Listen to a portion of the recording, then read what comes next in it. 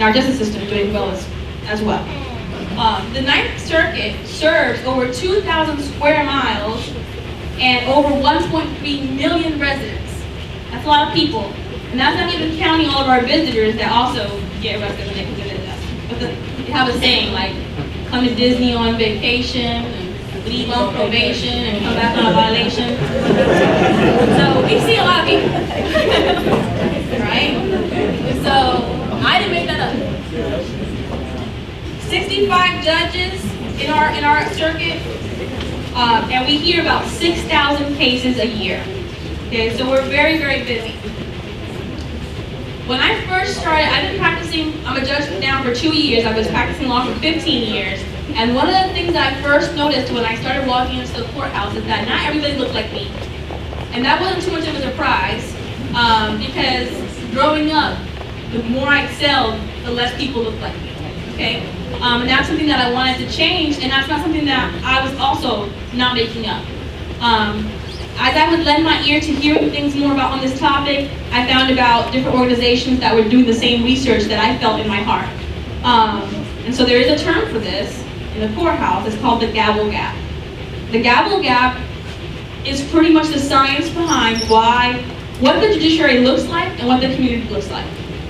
And so I pulled the numbers from them for the United States. So here we go. In the United States, Florida ranked 29 for diversity of the 51 states. In the United States, people of color were 40% of the population, but only 20% of them were judges.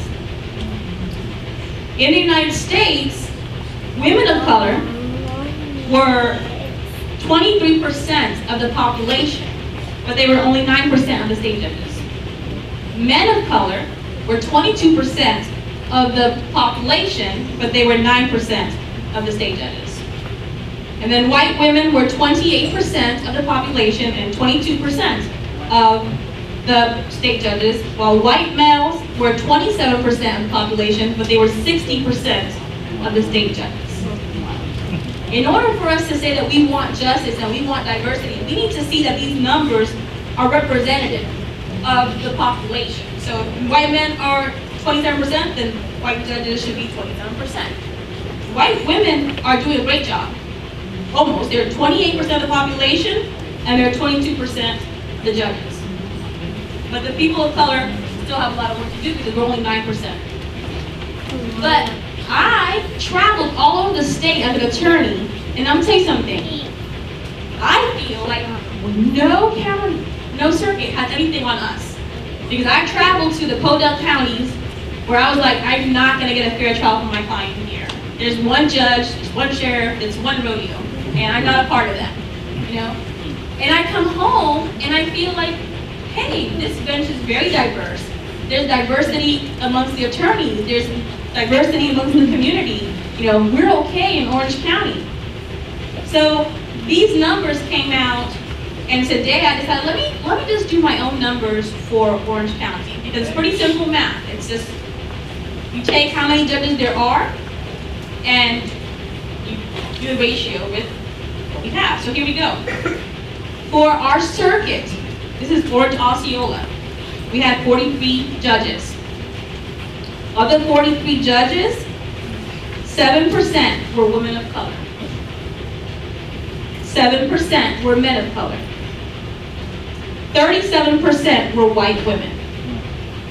And 49% were white men. So even though I felt like we were doing a great job, there's still a lot of work to be done. County court, that's where I'm at. Now, women of color is broad, so that's any Asian, Hispanic, African American, Asian, anything. So, women of color, 17%, doing good. There's 18 judges. Men of color, 5%. White women, 39%. And white male, 39%. So there's still work to be done. When we're in trial, we have to pick a jury. And guess what my pet peeve is? I'll tell you, I'm gonna spoil it. When I have Hispanics on my veneer who say I don't speak English, but I know they speak English. When someone's in my jury pool and they don't want to serve on the jury because they want to go home and go do something else. We need diversity on the jury. We need diversity on the bench. So I'm going to take this time to beg, I guess, all of you. If you get to a jury summons, don't see that as a nuisance. Don't see that as I have better things to do. See that as a way of, I'm going to represent my community today. I'm going to go out there and I'm going to answer these questions, not trying to get eliminated, because people do that, believe it or not. And you're going to try to be on that panel because your community needs you to be diverse. You don't want it to be that the numbers are skewed to where, to me, it's not even about race as much as it's about perspective. Where you grew up, what kind of life you lived, what have you seen? Because when someone's telling their story in the trial, are you going to be able to relate to that story, or is that going to be Chinese to you? If you never lived in Pine Hills and you don't know any of the streets, doesn't it make a difference if you do know the streets and someone's telling you a story and you're like, that's impossible? Because you want to be able to have different perspectives, and we can't. People keep dodging jury duty. So it's very important. Justice is not a one-way street. Justice depends on the judiciary looking like us, representative of the community, the jurors looking like us, representative of the community, and all of us caring about our community. We already have that because you're here today.